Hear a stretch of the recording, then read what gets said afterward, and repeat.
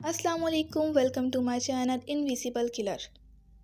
تمام video updates کے لیے میرے چینل انویزیبل کلر کو سبسکرائب کریں اور ساتھ ہی بیل نوٹیفیکیشن آن کر دیں۔ یہ واقعہ 1957 کا ہے۔ دادا ابو کی عمر تب 19 سال تھی۔ ان کی نئی شادی ہوئی تھی۔ ان کا دوست غلام محمد تھا۔ وہ ایک مدرسے میں بچوں کو قرآن پڑھایا کرتے تھے، ساتھ ساتھ تعلیم بھی حاصل کر رہے تھے۔ وہ دادا ابو سے 2 سال بڑے تھے۔ غلام محمد دم درود بھی کیا کرتے تھے۔ وہ بہت دیندار تھے۔ لوگ ان سے اپنا روحانی علاج بھی کروایا کرتے تھے۔ اس ٹائم لوگ جلدی سو جایا کرتے تھے۔ ایک رات ایسا واقعہ پیش آیا۔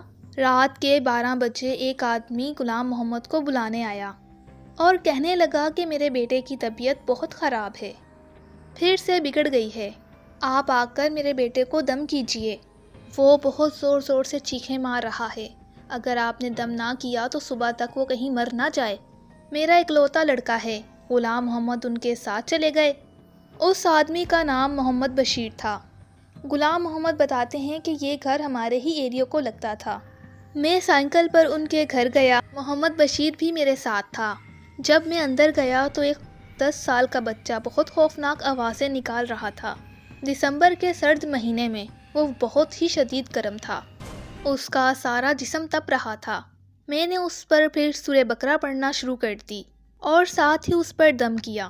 میں جیسے جیسے سورہ بقرہ پڑھتا گیا تو اس 10 سالہ بچے کے اندر سے ایک نوجوان جن کی آواز نکلی۔ اس مردانہ آواز نے کہا کہ تو آ کر مجھے تکلیف دیتا ہے۔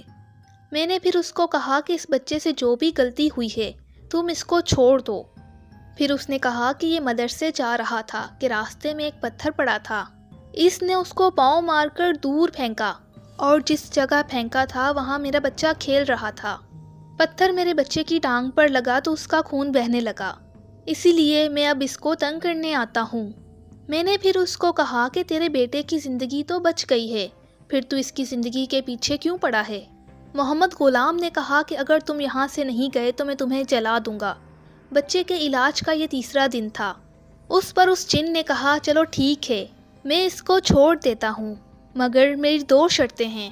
پہلی شرط تو یہ ہے کہ قبرستان کے اندر 10 قبروں کے درمیان 10 کلو گوشت رکھ کر چلا جائے اور واپس مڑ کر نہ دیکھے، اور دوسری شرط یہ ہے میں ابھی تیرے ساتھ نکلوں گا، اس گھر سے تیرے ساتھ ساتھ چلوں گا، اور جب تیرا گھر آئے گا میں واپس چلا جاؤں گا۔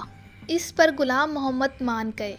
غلام محمد نے شبیر کو پہلی شرط مکمل کرنے کا کہا اور پھر وہ جن انسان کی شکل میں غلام محمد کے پیچھے پیچھے چلنے لگا۔ یہ رات کے 2 بجے کا وقت تھا۔ اب سائیکل چلاتے ہوئے 10 منٹ گزر چکے تھے۔ جب غلام محمد نے پیچھے مڑ کر دیکھا تو وہ جن غائب تھا۔ اس نے یہاں وہاں آواز لگائی پر وہاں کوئی نہیں تھا۔ پھر وہ واپس سائیکل چلانے لگے۔ جیسے ہی وہ سائیکل چلاتے چلاتے آگے پہنچے تو ان کو ایک بڑا ناگ نظر آیا۔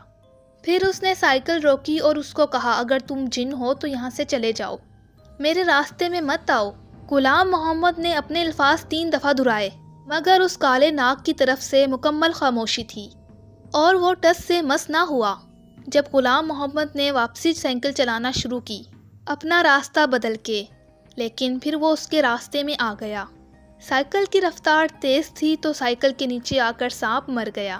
جب وہ گھر آئے تو اپنا احسار باندھ کر سو گئے۔ جیسے ہی وہ سوئے انہوں نے خواب میں دیکھا کہ کوئی بڑے بڑے آدمی اس کو اٹھا کر لے گئے ہیں اور بہت بڑی عدالت ہے وہاں پیش کیا۔ وہاں سب کالے لباس میں موجود تھے۔ جج بھی کالے لباس میں تھا، ان سب کی شکلیں بگڑی ہوئی تھیں۔ کوئی آنکھ سے نامکمل، کسی کی آنکھ نہیں، کسی کا ناک نہیں، کسی کے ہونٹ نہیں، کوئی لنگڑا تھا، کوئی پگھلے ہوئے چہرے کے ساتھ تھا۔ اب عدالت کے جج نے کہا تم نے ہمارا بندہ مارا ہے۔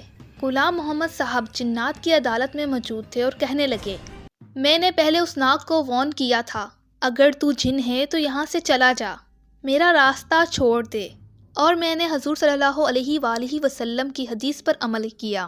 جو جنات کا جج تھا اس نے باقی جنات سے پوچھا کیا کسی نے ایسی حدیث سنی ہے؟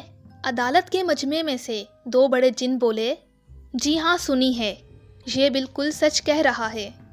اس کے بعد جنات کے جج نے غلام محمد کو چھوڑ دیا۔ غلام محمد صبح اٹھا، اس کو سارا واقعہ رات والا یاد تھا۔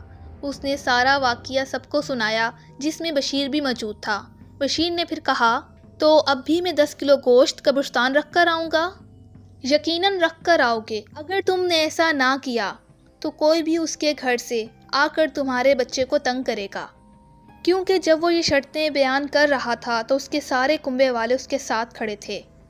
اس کے بعد انہوں نے ایسا ہی کیا، پھر وہ بچہ بالکل ٹھیک ہو گیا۔